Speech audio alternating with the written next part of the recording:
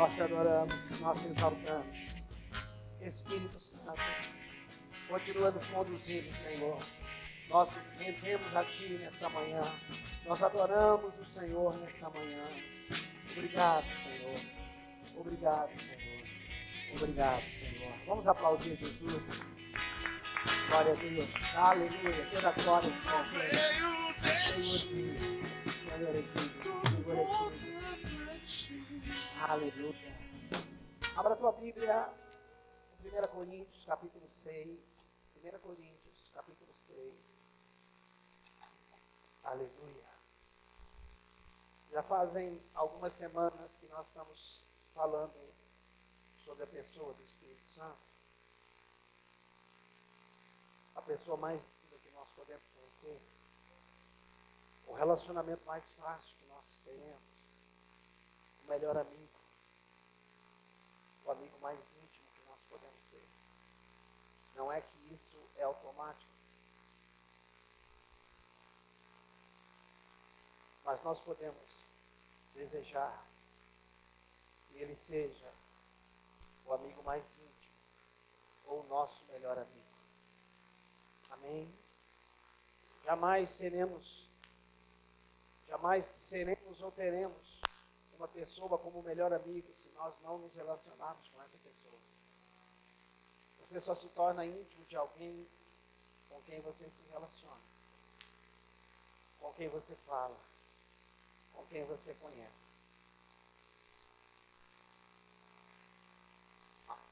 A Bíblia diz que Deus não derrama o seu Espírito sobre medida.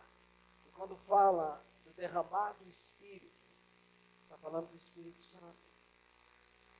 Deus não derrama seu Espírito sobre medida, ou seja, não existe uma medida limitada, determinada sobre o Espírito, ou do Espírito sobre nossas vidas. Isso significa que quem vai determinar a medida somos nós. É eu e você. Que vamos determinar quanto vamos ter dele. E quanto ele vai ter de nós. Porque a questão não é só o quanto temos dele, mas o quanto ele tem de nós.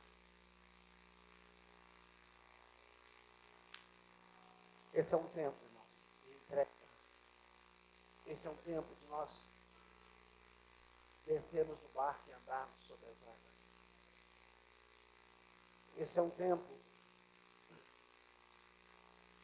de olharmos para a palavra e dizer, eu não vou aceitar outra coisa a não ser o que está escrito. Como eu estava dizendo, se a questão não está do lado de lá, a questão está do lado de cá. A incredulidade, ela sempre vai arrumar justificativas. A fé não aceitará outra coisa a não ser o que a palavra diz. Deixa eu falar para cá para ver se eu ouve melhor. A incredulidade sempre vai arrumar justificativas. A fé não aceitará outra coisa a não ser o que a palavra diz.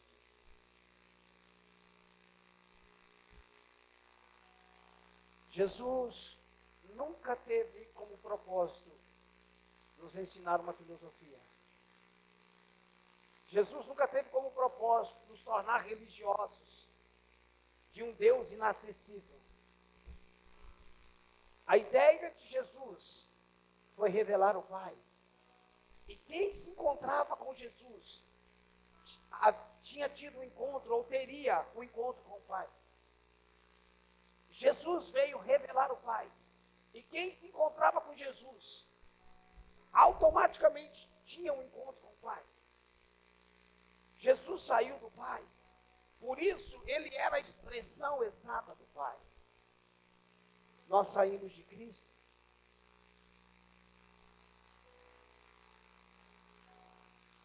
Se Jesus saiu do Pai, quem se encontrava ele, se encontrava com o Pai.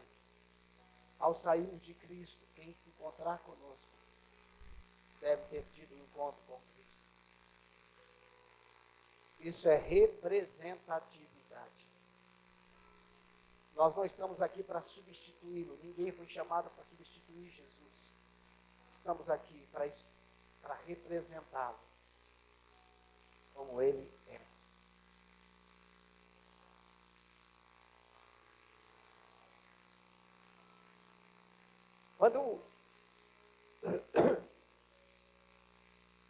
Quando Jesus sai das águas, Mateus capítulo 3, quando Jesus sai das águas e o Espírito desce sobre ele,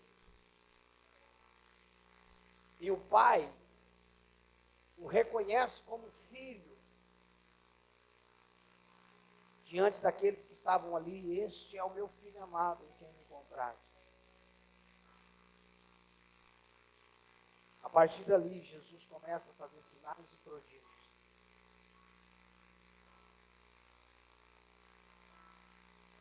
A Bíblia diz em João capítulo 1, versículo 12, que a todos quanto receberam, deu-lhes o poder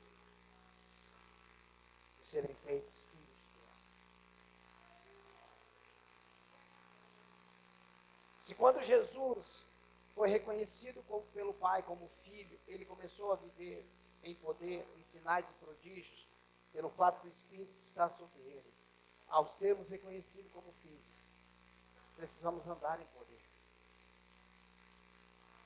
Precisamos andar em poder. Precisamos andar em poder.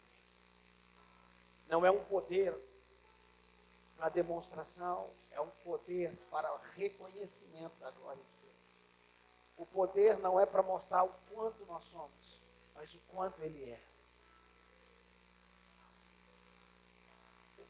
O poder não é para dizer que nós somos espirituais. O poder é para revelar que Ele vive em nós.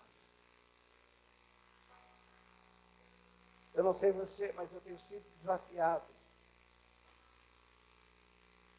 a cavar lugares mais profundos.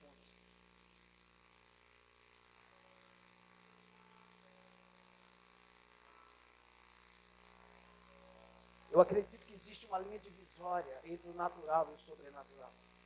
Permaneça lá em 1 Coríntios, se Deus quiser, nós vamos chegar lá. Eu acredito que existe uma linha divisória entre o natural e o sobrenatural. Ainda que o sobrenatural é para todos, nem todos conseguem ultrapassar essa linha. Isso não é questão de ser maior ou menor. Isso é questão de não aceitar viver mais no natural. Vocês estão entendendo? Existem pessoas que se acostumam, ou se acostumarem a viver o evangelho que elas vivem. Mas existem outros que acordam todos os dias pensando, eu sei que tem mais. Eu sei que tem mais. Eu sei que o Senhor não tem limite. Eu sei que o Senhor não derrama o seu espírito sobre medida. Se o Senhor não derrama sobre o seu espírito sobre medida, eu decido que medida que eu vou ter do Senhor. E a medida que eu vou ter do Senhor é a medida que eu me entrego.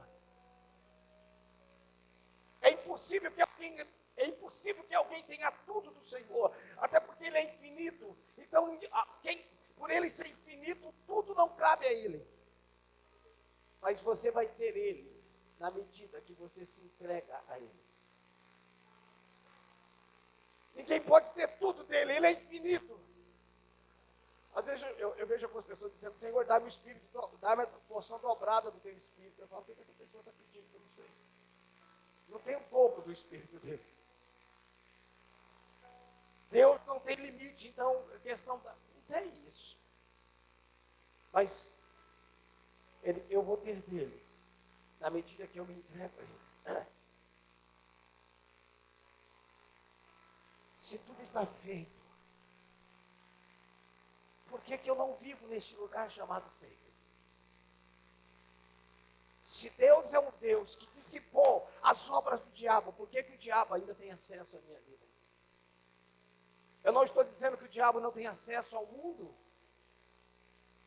Quando eu falo mundo, não estou falando cosmos, estou falando aion, sistema. Mas eu não estou no mundo. Eu estou em Cristo. Por que nós desejamos sair do mundo, quando Jesus orou em João 17, dizendo: Pai, eu oro para que o Senhor não os tire do mundo, mas livra-nos do mal. O que eu quero dizer, irmãos, é que se nós perseverarmos na oração e na palavra, pronto, pastor, lá vem o Senhor com oração de novo, mas nós não temos outro caminho. Nós não temos outra coisa a fazer, a não ser buscarmos ao Senhor, orar numa dimensão como nós nunca oramos, entrar no nível de jejum, de consagração. Jejum não é deixar de comer, é desejar comer uma comida que a terra não tem. Jejuar não é deixar de comer, é mudar o cardápio.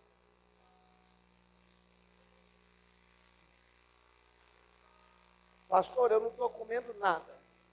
Você está em jejum? Está orando e lendo a Bíblia? Não. Você está em dieta, você não está em jejum. Parar de comer, irmãos, não é jejum, é dieta. Mudar a comida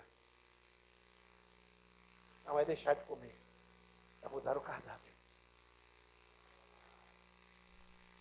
É quando você diz: eu vou comer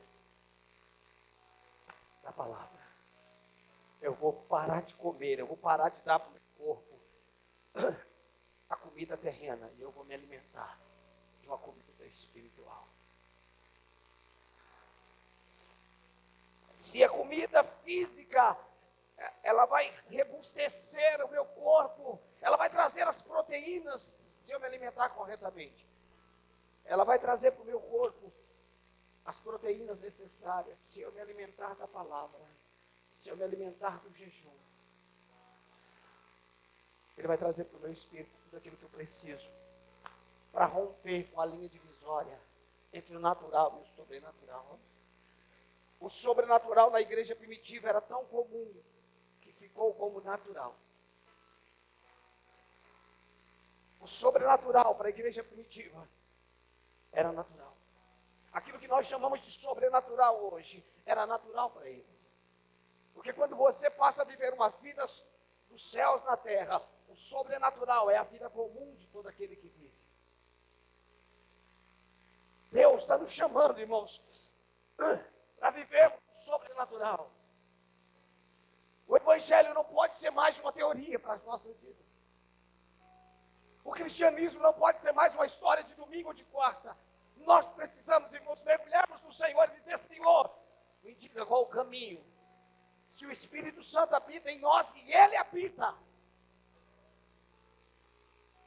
Você está aberto aí em 1 Coríntios 6, vamos lá. 1 Coríntios 6, 17. Mas aquele que se une ao Senhor é um Espírito com Ele. 6, 17.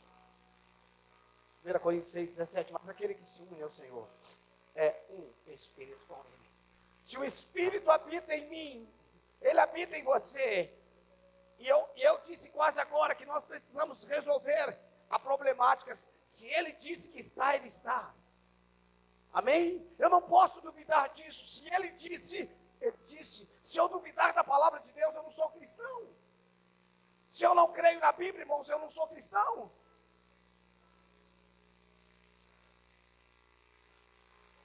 Então o Espírito habita em mim. O Espírito vive na dimensão do meu Espírito. E o meu Espírito vive na dimensão do Espírito de Deus. Eles estão entrelaçados, amalgamados. A melhor maneira de nós talvez entendermos isso nessa manhã é um café com leite. Quando você põe uma medida de café, uma medida de leite, após um derramado sobre o outro, você não consegue separá-los mais. Nem o café do leite, nem o leite do café. É claro que se você colocar mais leite, vai ficar mais claro. Se tiver mais café, vai ficar mais escuro. Mas não, eles são inseparáveis. O meu espírito e o Espírito de Deus, o seu espírito e o Espírito de Deus são inseparáveis.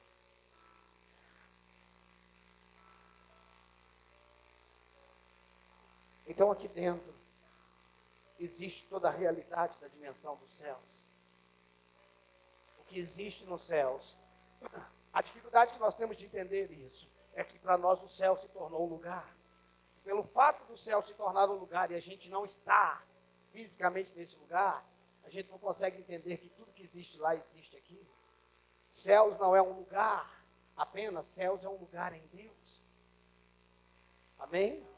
Céus não é um lugar que Deus vive, céus é um lugar que está em Deus. E se nós estamos em Deus, a realidade dos céus está em nós.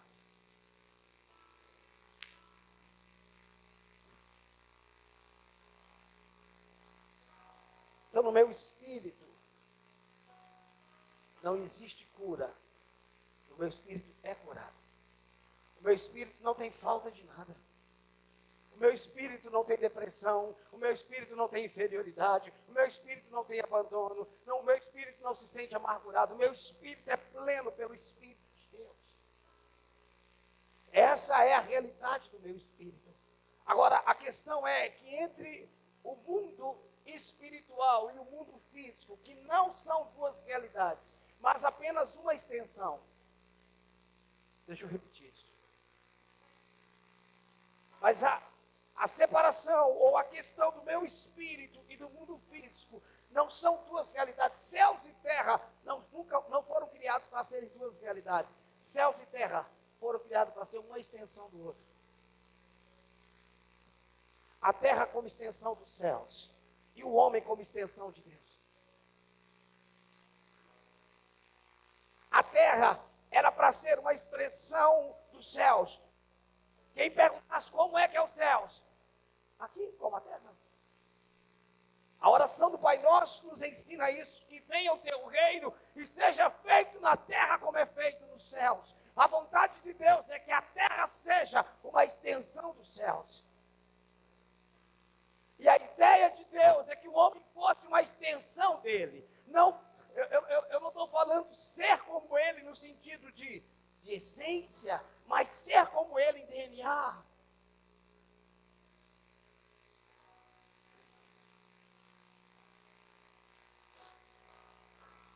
Você lembra quando Daniel resolveu buscar os mistérios de Deus? Se eu não me engano, Daniel capítulo 10, se eu não me engano. E Daniel se põe a jejuar e orar para entender os tempos futuros. E ele jejuou e orou por 21 dias. Amém? Enquanto ele orava, Gabriel estava a caminho, por ordem do Senhor, para trazer o que Daniel estava buscando, amém? Mas enquanto ele veio, ou enquanto ele estava vindo, o príncipe da Pérsia, que é uma figura do diabo, bloqueou, ok? Até que Deus chamou o arcanjo Miguel, amém? Enquanto Daniel, porque tem gente que pensa que o jejum de Daniel é 21 dias. O jejum de Daniel não é 21 dias. O jejum de Daniel é jejuar até que a resposta venha. Poderia ter sido de 22, de 23, de 25, de 40, de 60. Então o jejum de Daniel não é 21. É até que venha a resposta. E no 21º dia, rompeu e a resposta veio.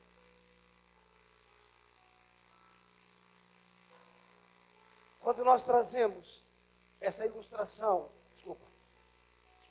não é ilustração, quando nós trazemos essa história real e verdadeira do Novo Testamento, eu preciso entender, preste atenção, eu preciso olhar para toda a passagem do Antigo Testamento e trazer ela para o Novo Testamento. Eu preciso entender que a guerra, olhe para mim, que a batalha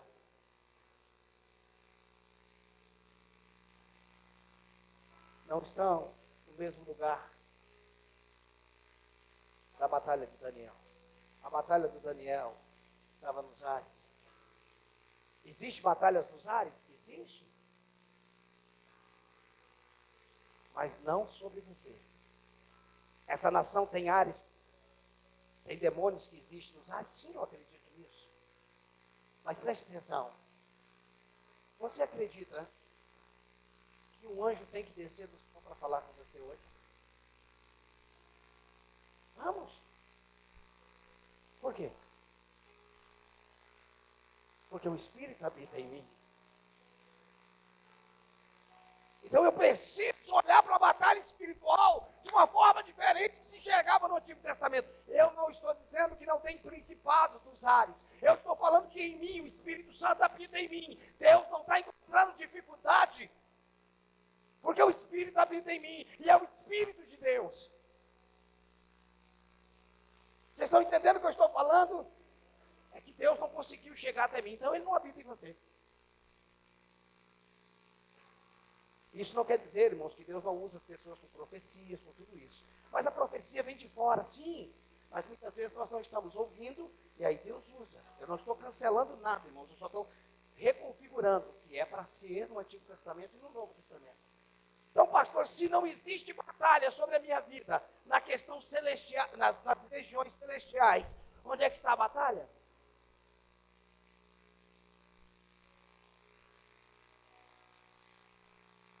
Dá para entender?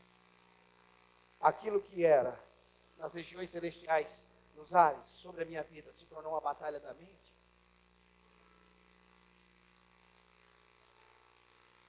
Está tudo feito aqui. Olhe para mim. Está tudo pronto aqui. Poder, cura, sinais, prodígios, uma vida abundante, uma vida de paz. Por que a Bíblia chama de paz que excede todo entendimento?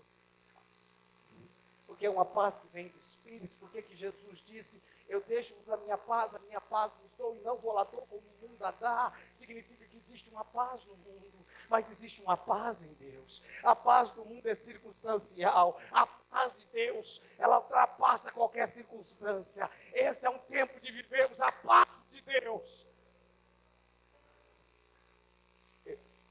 Eu estou falando tudo isso para mostrar sobre a linha divisória que existe entre o espiritual e o natural. E o natural não é outro mundo. O natural é a extensão do mundo espiritual.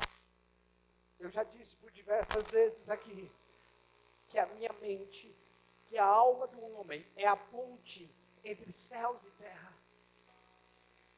Amém? É a ponte. É a ponte.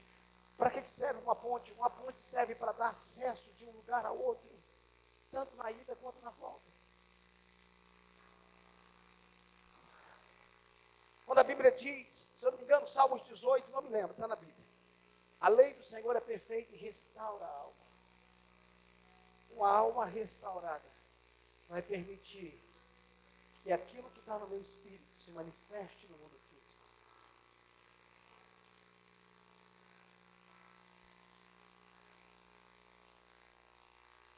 O problema é que para muitos de nós a ponte está derrubada. O problema é que para muitos de nós a mente está derrubada e a batalha está aqui. E quando nós olhamos para todas essas verdades, que é real, que é verdadeira, nós não podemos desistir de vivermos o sobrenatural, porque não está acontecendo conosco. Nós não podemos deixar de orar pelos enfermos, porque nós oramos e não aconteceu. O problema não está do lado de lá. O problema está do lado de cá. Às vezes, irmãos, a nossa mente fica satisfeita apenas em ir orar por um discípulo. Fui lá, orei pelo meu discípulo, já fiz meu papel de pastor. Não, isso é um comportamento, cara. Nós não deveríamos nos dar por satisfeitos enquanto nós não irmos visitar e orar e ele ser curado e ela ser curada. Nós não fomos chamados para desenvolver uma performance de um bom pastor, nós fomos chamados para manifestar o bom pastor que é Jesus. Nós não fomos chamados simplesmente para ter um comportamento, olha, meu pastor me ama, ele vem me visitar, isso é só um comportamento. A Bíblia diz, se alguém está enfermo, Tiago, se eu não me engano, se alguém está enfermo, chama os presbíteros da igreja. E ele vai orar, vai ungir com óleo. Ele diz, a oração do justo pode muito. Diga comigo, a oração do justo pode muito em seus efeitos. Você é justo? Você é justo? E por que a nossa oração não tem podido? Mais uma vez, o problema está aqui. Está aqui. O problema que não está acontecendo está aqui.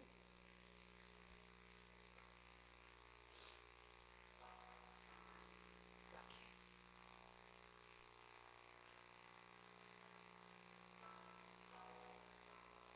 Eu não consegui entrar na mensagem.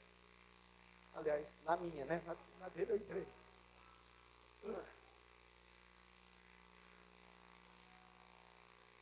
Abra comigo João 8.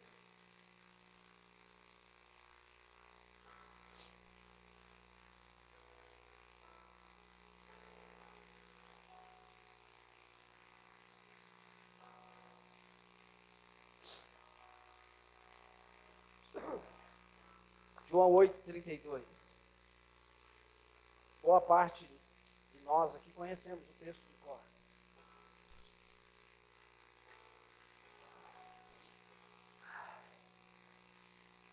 O que é que diz em João 8:32?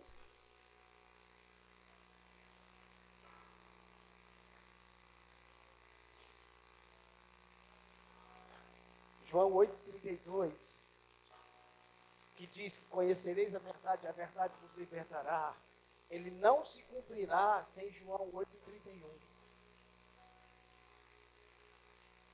O porquê que nós não temos vivido o 32? É porque falta o 31.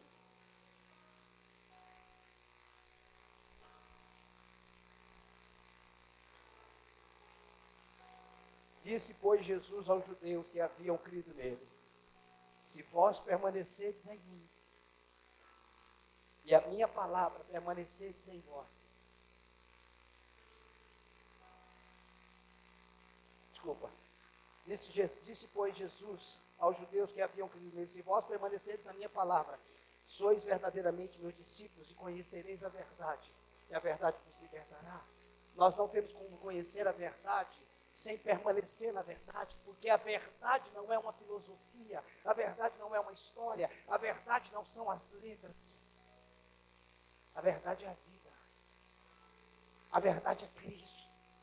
Se nós permanecermos nele, nós conheceremos Ele e Ele nos libertará.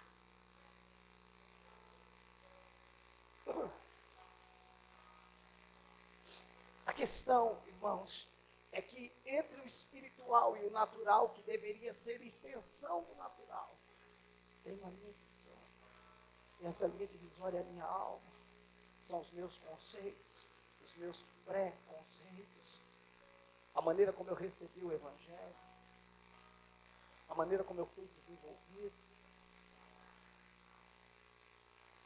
Muitas vezes, para muitos de nós pregadores, a nossa satisfação é ter pregado uma boa mensagem. E muitos de nós temos sido enredados por Satanás, pelo engano de ter pregado apenas uma boa mensagem, quando não teve fruto nenhum da boa mensagem. Porque nós acabamos massageando o nosso ego porque pregamos bem, porque, quando na verdade a nossa mente precisa estar restaurada para que aquilo que está no nosso espírito possa tocar no espírito das pessoas.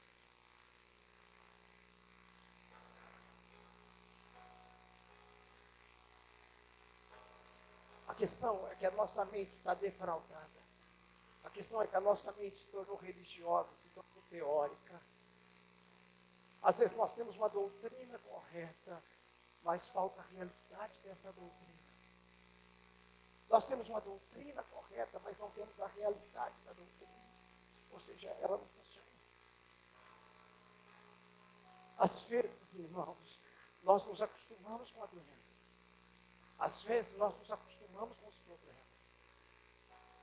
A incredulidade, ela continuará arrumando justificativa, mas a fé não se dará por satisfeita, a não ser pela palavra de Deus diz.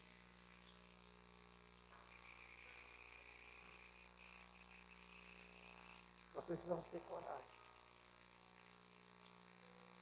de sair da teoria e afundar na prática.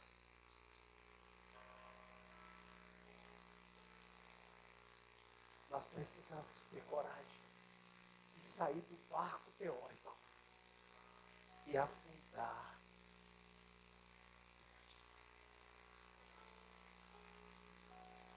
Na prática. Pastor, não seria melhor o senhor dizer andarmos na prática? Sim. Mas é provável que antes de nós andarmos na prática, antes de nós vivermos uma vida de realidade, nós vamos afundar. Porque existe uma transição entre o andar no espírito e o andar nas emoções. Você sabe o que Tomé disse quando disseram para ele, Jesus esteve aqui com a gente, bateu um papo com a gente, ele esteve aqui. Ele disse, eu só creio. Deixa eu ver. Eu só creio se eu tocar nas mãos dele. Sabe que fé é essa? Essa é uma fé do sentido natural. Essa é uma fé que crê no que vê, no que ouve, no que sente. Essa é a fé do sentido natural. E tem gente que vive nessa dimensão de fé. E muitas vezes nós vivemos nessa dimensão de fé. Quando a fé real, ela não vê para crer. Ela crê. Por isso ela crê. Abra comigo Hebreus 11 novamente.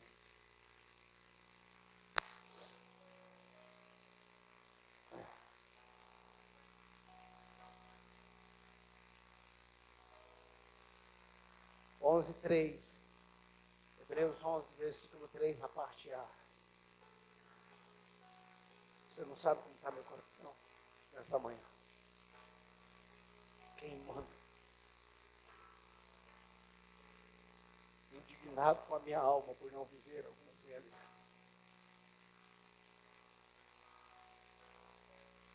A Bíblia diz em Hebreus 11, 3, a parte A, pela fé.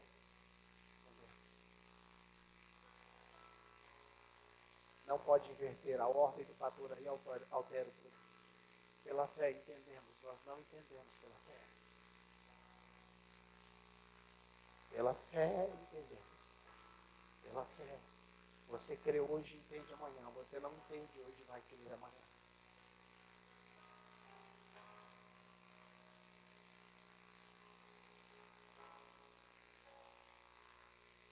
Muito, presta atenção no que eu vou te falar.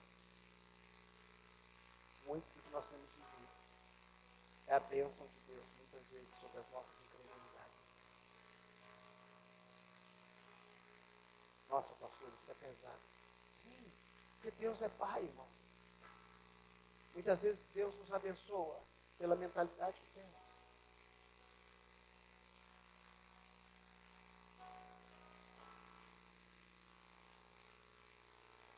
Quando Jesus teve que lidar com algumas pessoas na Bíblia, ele lidou com elas a partir delas. Olha os milagres que Jesus fez a partir dele, olha os milagres que ele fez a partir das pessoas. Quer um exemplo? Quando Pedro fala do imposto, Jesus manda ele fazer o que para resolver o problema?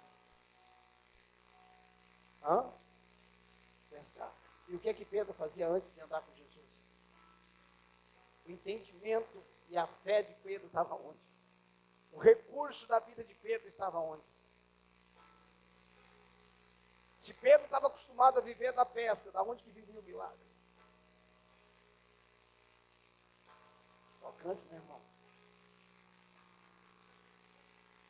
Pedro, como você crê dessa forma, eu vou te enviar para o que você crê, para que o milagre saia de lá. Mas quando Jesus vai falar sobre a multiplicação, ou quando Jesus manda os discípulos lançar, ele faz algo a partir dele. E a partir dele ele faz do nada. Mas a partir de nós, muitas vezes ele tem que fazer o que já está em nós.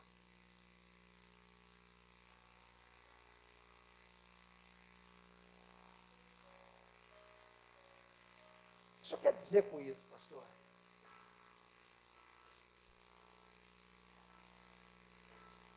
É que muitas vezes a gente acha que Deus abençoa o que nós estamos fazendo. Na verdade, ele abençoa, porque ele está agindo como o Pai a partir de nós. Mas nós podemos viver a partir dele. E nesse momento que o país vem passando, muitas vezes nós estamos sofrendo. Porque nós não temos mais aquilo que Deus usava para nos abençoar. Eu tinha determinado emprego, mas agora parou. Aquilo era o meio que Deus usava para me abençoar, e agora?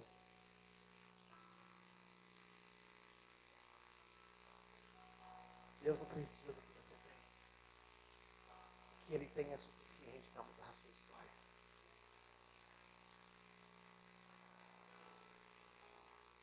Ele criou os céus a partir de quem? Ele criou a terra a partir de quem?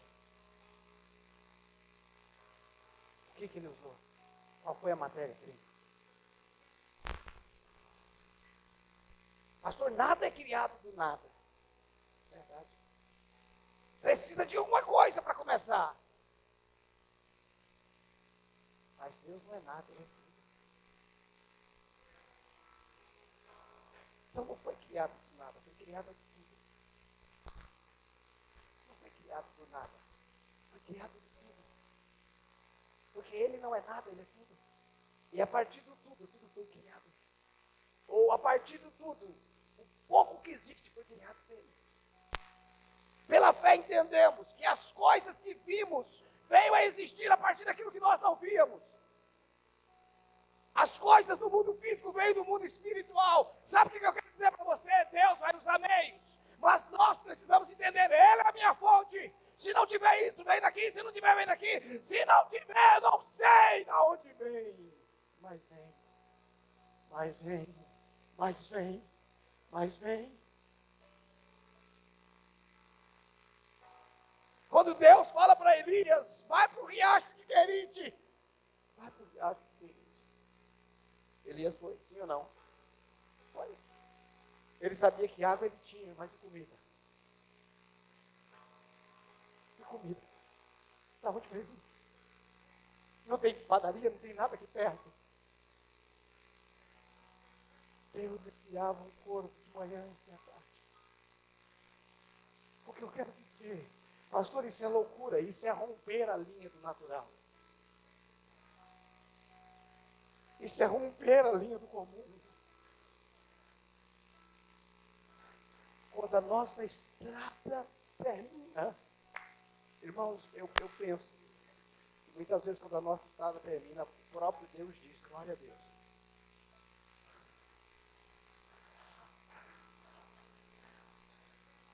Eu penso que quando não tem mais estrada, Deus diz, glória a Deus. Claro que eu estou brincando, irmão. Mas Ele diz agora, você vai ter que andar sobre a minha estrada. A Bíblia diz que Ele faz caminho no deserto. O deserto não tem caminho.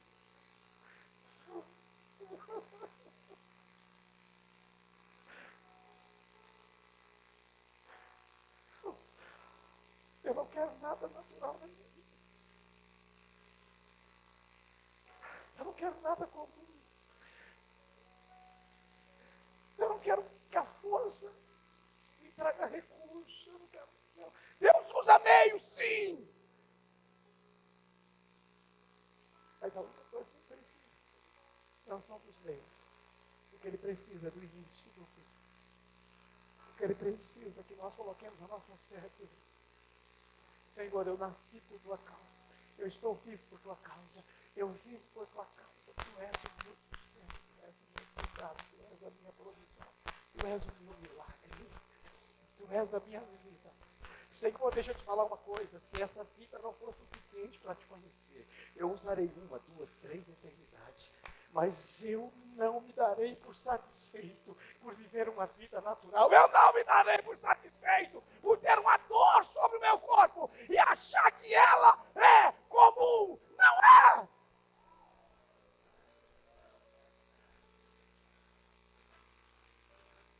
Não é.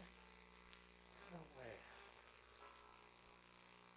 O mal, a doença, a maldição, o divórcio, a depressão, e etc, etc, e etc, entrou através do pecado. Isso são efeitos colaterais do pecado. Jesus veio não só resolver os efeitos colaterais, Jesus veio resolver o pecado.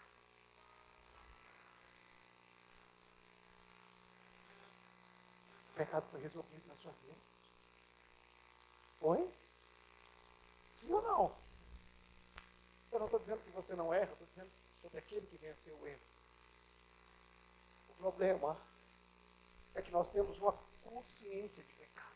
A igreja é responsável por estar consciente do pecado. A igreja, eu sei, porque quando eu lanço isso me dá um problema na internet, eu não estou nem aí.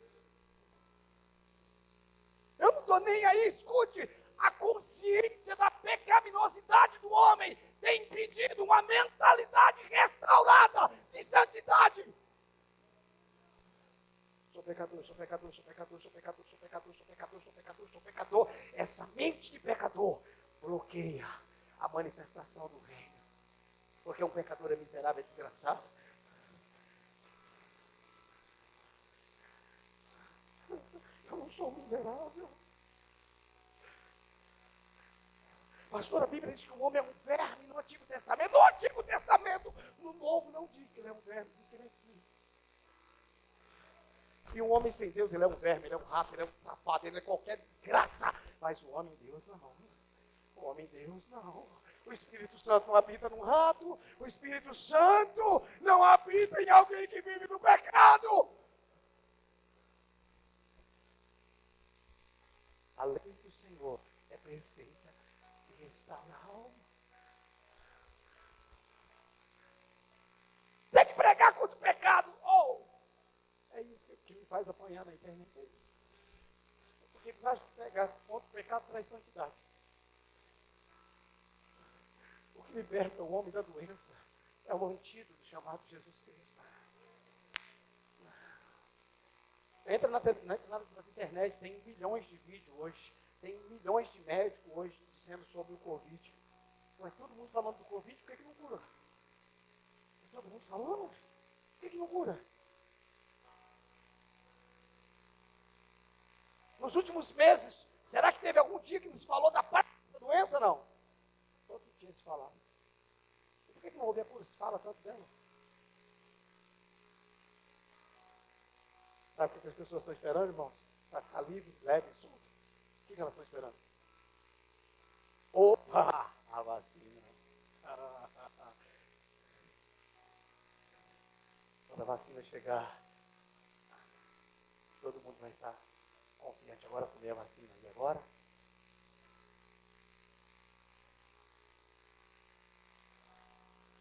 E quando te aplicar a vacina, que garantia que você tem dessa vacina? Os testes. Tá, mas você viu os testes? Acompanhou os testes?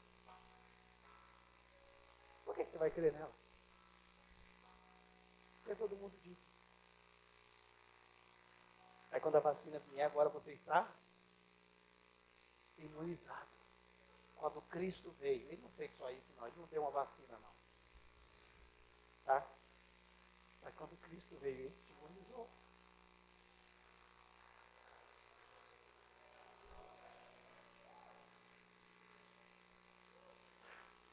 O homem tem medo, as pessoas estão com medo de sair na rua por causa da contaminação. Eu não estou falando contra isso, eu só estou falando de exemplo, tá? As pessoas têm medo. Por quê? As pessoas têm um grupo de risco, tem não sei o que, não é? As pessoas ficaram, por quê? Para não se contaminar, então elas ficam restritas. É restrita a palavra? É restrita. Restringida no lugar por causa disso. Era assim que nós vivíamos. O povo do Antigo Testamento vivia restrito. Porque se ele chegasse no mal, o mal pegava ele. Quando Jesus veio e aplicou a vacina, pode ir agora. Ah, vão. O mal agora não é para te pegar. E a doença, Jesus falou, qual? O leproso? O leproso chega e falou, Senhor, se o Senhor quiser, você pode me curar. Jesus falou, claro. Só que no Antigo Testamento, o sacerdote não podia tocar no leproso, porque a doença contaminava ele.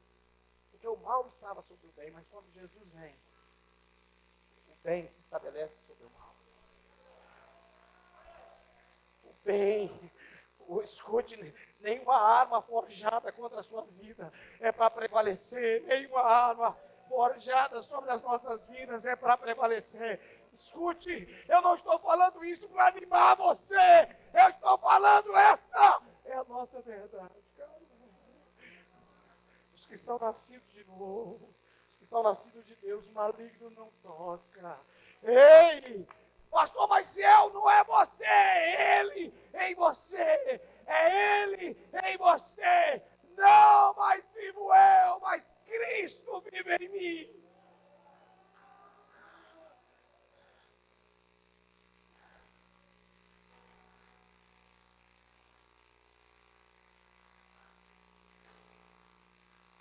Todo avivamento teve confissão de pecado. Sim, mas a confissão de pecado veio depois do avivamento.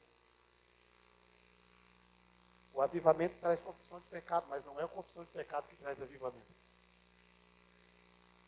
Não, irmãos, eu não sou contra confessar pecado, não. Claro que tem que confessar diariamente. Não é isso que eu estou falando. Temos que confessar, eu faço isso diariamente. Eu peco, eu erro.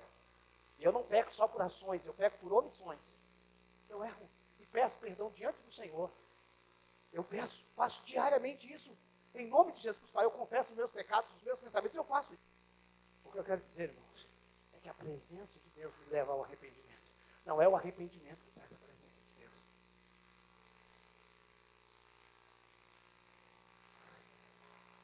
Não é simples entender isso, não. Quando a glória de Deus vem, ela convence o pecador. Isaías foi purificado numa noite, Isaías capítulo 6, ele foi purificado num culto que não teve pregação contra o pecado, só teve a manifestação da glória de Deus. A glória de Deus veio, e ele disse, ai de mim que sou pecador. Aonde a presença de Deus está, o pecado, a luz, as trevas não prevalecem contra a luz. Quando você estiver num lugar, irmão, cheio de Deus, cheio de luz, as trevas que estão ali, quando nós estivermos encharcados com a glória de Deus, por que as pessoas que estavam perto de Jesus, por que quando Jesus entrou na casa de Zaqueu, só a presença de Jesus foi suficiente para Zaqueu dizer, olha, se eu tenho roubado, eu vou lhe restituir. O que é que Jesus tinha falado? Qual foi a pregação? Nada. Eu não disse que não temos que confessar pecado. Eu estou falando que até a confissão é Ele que me faz. Às vezes tem que explicar isso primeiro pelo local e pela internet. É que para nós arrependimento, irmãos, é vir para frente chorar. Isso faz parte, isso pode ser uma expressão do arrependimento. Arrependimento é mudança de mente. Nós nos arrependemos o suficiente para chorar, mas não para mudarmos a mentalidade.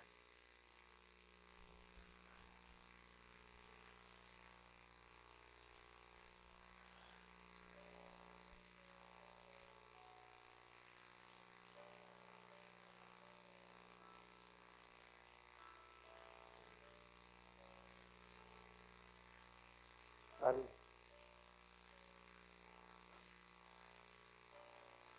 Que às vezes é necessário, irmãos, é o barco afundando, porque aí a gente decide, eu morrer afundando dentro do barco, pular dele e tentar nadar nas águas. Eu penso que esse é um tempo. E eu não quero esperar o barco afundar. Eu quero ter coragem de andar sobre a palavra. O Espírito Santo habita em você. Ele está dizendo, eu quero sair para fora. A nossa mentalidade precisa mudar.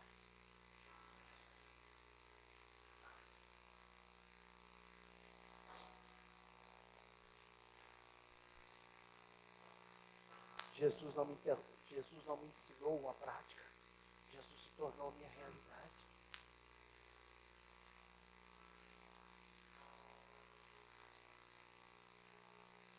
Ou nós vamos passar a vida inteira ouvindo um evangelho poderoso e vivendo uma vida natural. Ou nós vamos, irmãos, decidir, eu vou andar sobre o sobrenatural. Eu vou caminhar, eu não vou viver mais nesse lugar. Eu sou filho de Deus. Após Jesus ser reconhecido como filho de Deus, e ele já sabia que era, após ser reconhecido, ele começa a viver um ministério sobrenatural. Essa mensagem não visa o propósito de acusar ninguém, mas simplesmente de nos desafiar. Doença não é normal. aflição nas famílias não são normais. Nossos filhos se perdendo não são normais. Fome não é normal.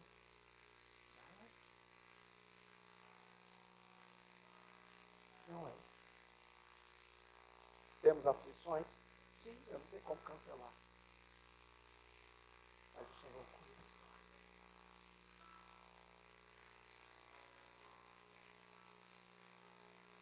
Por que toda a nossa expectativa, a nossa perspectiva está no mundo e não em Deus?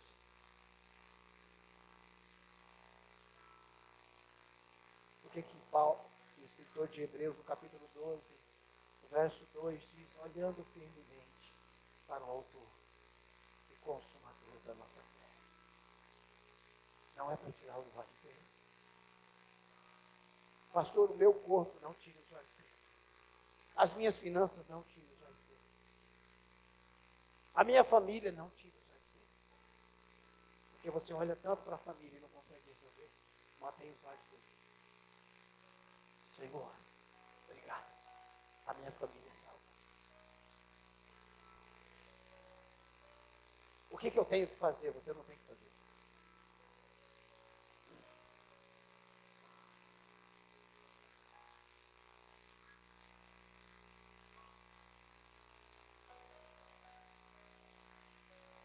Vou te fazer uma pergunta.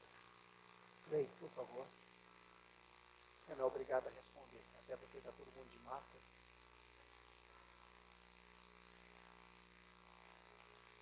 Você está satisfeito na dimensão que você está andando?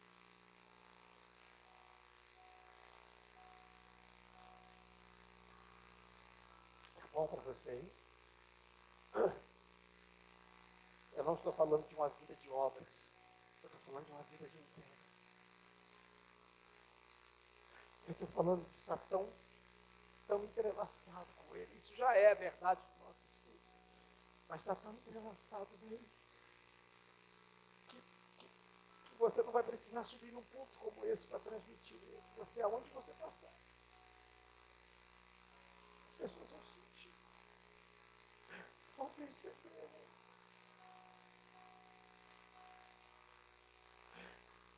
Chega de religião, cara. Chega de uma vida de conduta moral, mas que não tem realidade.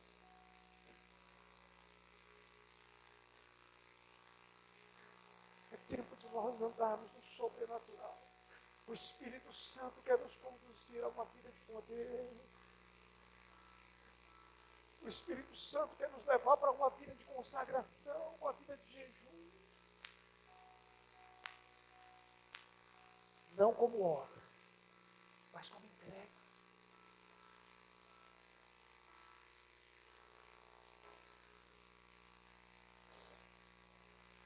Você pode tocar nesse lugar que é real, por favor.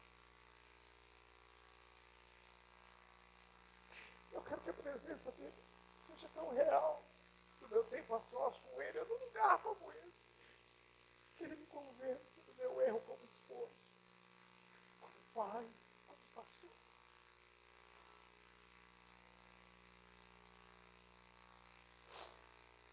Eu quero que a presença dele seja tão real. Eu consigo enxergar a soberba, a altivez na minha vida.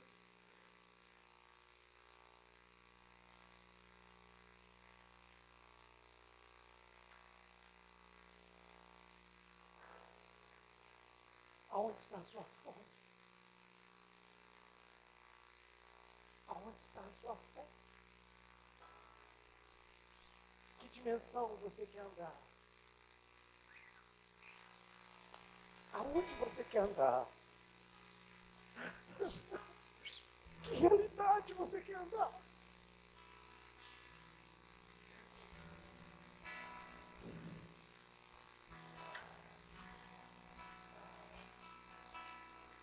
Ariandara la basura, Chacandara la basura, bababarandara la basura. Se lugar tu és real. Você está livre agora para fazer qualquer coisa. Você pode se render a Ele agora. Você pode se prostrar, ficar de pé. Você pode vir à frente, se ajoelhar. Você pode fazer qualquer coisa.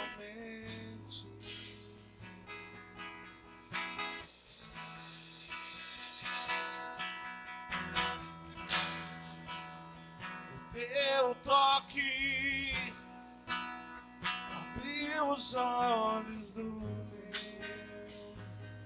coração. Eu posso enxergar e entender.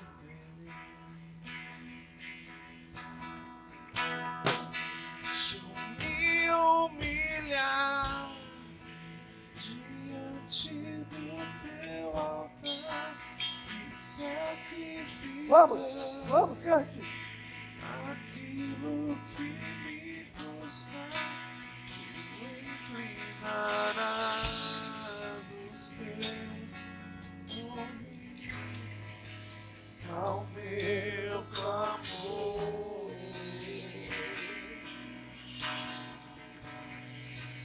Mas vale um dia no centro do teu querer e toda a vida.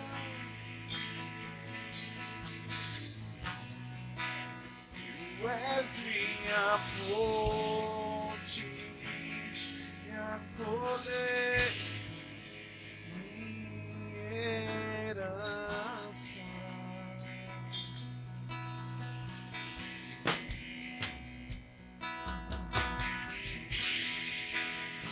Esse lugar, tu és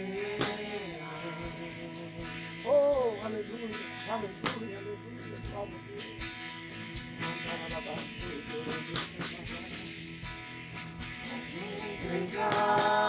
entregar totalmente.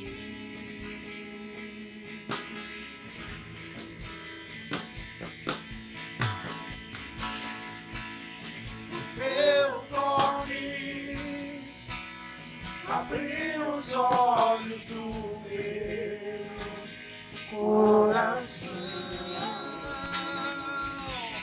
Eu posso enxergar e entender. Se eu me humilhar diante do teu altar e sacrificar aquilo que me custa, tu inclinarás os teus ouvidos ao meu clamor. Mas vale um dia no centro do teu querer e toda a vida sem jamais te conhecer. Tu és minha fonte, minha colheita, minha herança. Se eu me humilhar diante do teu altar, sacrificar aquilo que me custa, tu inclinarás os teus ouvidos ao meu clamor. Mas vale um dia no centro do teu querer e toda a vida sem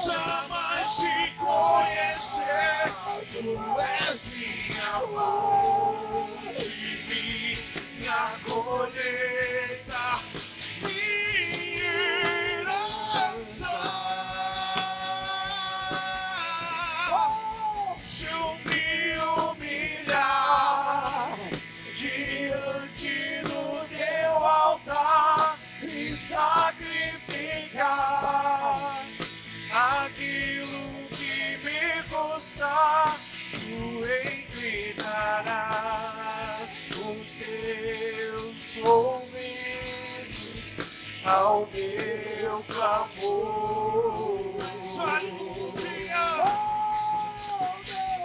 Mais vale um dia no centro do teu querer e toda a vida sem jamais te conhecer. Tu és minha fonte, minha colheita, minha herança. Nós vamos declarar: a minha fonte é o Senhor.